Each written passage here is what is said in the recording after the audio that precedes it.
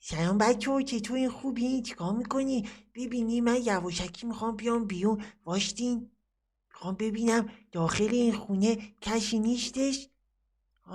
نه، داخل این خونه کسی نیست، ولی این خونه کیه؟ خونه اختاپوس بود دیگه. از این خونه خوش آمده. به جای این ورانور نگاه کنم، نه هیچکی نیستش. یواشکی برم داخلش. من نمیخوام برم داخل این خونه. من که نمیخوام برم داخل این خونه. کسی ندید؟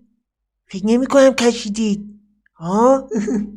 این خونه چرا هیچی نداره؟ اولین کاری که میکنم اینجا 2 لوستر خوشگل درست کنم با کاپر گالم.